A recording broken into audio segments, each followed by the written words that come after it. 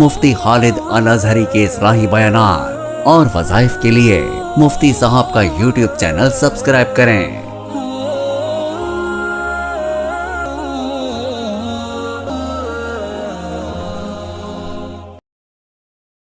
نحمده ونصلي ونسلم على رسوله الكريم اما بعد فاعوذ بالله من الشیطان الرجیم بسم اللہ الرحمن الرحیم۔ ایک بہت ہی اہم مسئلہ نماز قصر کے متعلق۔ نماز قصر وہ نماز کہلاتی ہے جو کہ سفر کے دوران پڑھی جاتی ہے۔ وہ شخص جو موجودہ دور میں 74 کلومیٹر سے زائد کی مسافت کا مسافر ہو، اسے 4 رکعت والی نمازوں میں 4 کے بجائے 2 رکعت نماز ادا کرنی ہے، اور یہ نماز قصر کہلاتی ہے۔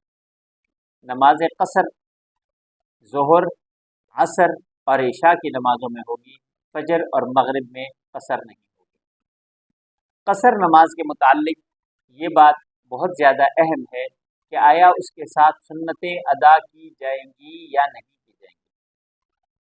سنتیں اس صورت میں ادا کی جائیں گی جب کسی مقام پہ پہنچ گئے ہوں اور وقت موجود ہو، تو اس صورت میں سنتیں ادا کرنی ہیں۔ وطر جو کہ واجب ہیں وہ بہر صورت ادا کیے جائیں گے، چاہے قصر میں ہوں یا حضر میں۔ سفر و حضر دونوں صورتوں میں، چاہے پوری نماز آپ پڑھ رہے ہیں یا قصر نماز پڑھ رہے ہیں، دونوں صورتوں میں وطر کی ادائیگی ضروری ہے۔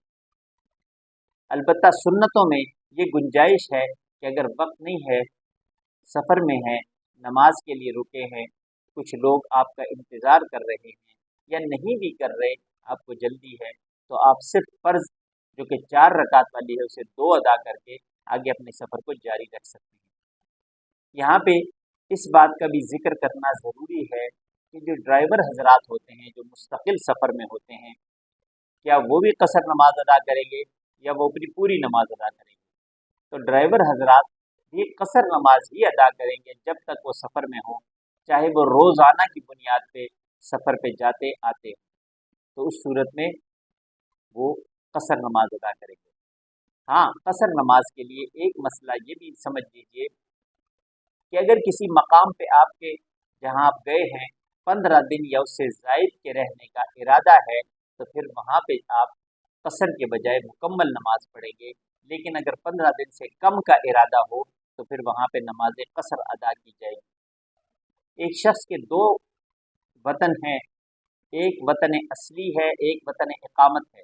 جیسے کہ بہت سے لوگ کسی دوسرے شہر میں آباد ہوتے ہیں یا ملک سے باہر رہتے ہیں، تو جہاں وہ اپنا کام کاج کر رہے ہیں، اپنے رزق روزی کے سلسلے میں مقیم ہے، تو وہ ان کا وطن اقامت کہلائے گا، وہاں پہ وہ پوری نماز ادا کریں گے، اور جب وہ اپنے وطن، اپنے ملک، اپنے علاقے میں واپس آئیں گے تو وہاں پہ بھی وہ پوری نماز ادا کریں گے۔ البتہ ان دونوں کے بیچ جو رستہ ہے، اس رستے میں اگر کوئی نماز کا وقت آ گیا تو اس صورت میں یہ نماز قصر ہی ادا کریں گے۔ قصر یعنی سفر کی نماز، آدھی نماز 2 رکعت والی، 4 رکعت والی نماز 2 رکعت۔ ہاں، اگر ایک شخص مسافر ہے، مسافر ہونے کی صورت میں یہ جس جگہ گیا ہے جہاں مسافر ہے وہاں جماعت کی نماز ہو رہی ہے اور امام مقیم امام ہے، وہاں کا مقامی امام ہے اور وہ پوری نماز پڑھا رہا ہے، تو اس مقامی امام کے پیچھے یہ مسافر قصر نماز نہیں بلکہ مکمل نماز ادا کرے گا۔ اور اس کے برعکس اگر امام مسافر ہو اور اس کے پیچھے مقیم لوگ نماز پڑھ رہے ہوں، تو امام تو 2 رکعت کے بعد سلام پھیر دے گا، اور باقی جو مقتدی ہیں، وہ اپنی جو مقیم مقتدی ہیں وہ اپنی نماز مکمل کریں گے، اور جو مسافر مقتدی اس کے پیچھے ہیں وہ اپنے امام کا اتباع کرتے ہوئے سلام پھیر دیں گے اور وہیں پہ نماز قصر مکمل کریں گے۔ وآخر دعوانا ان الحمد للہ۔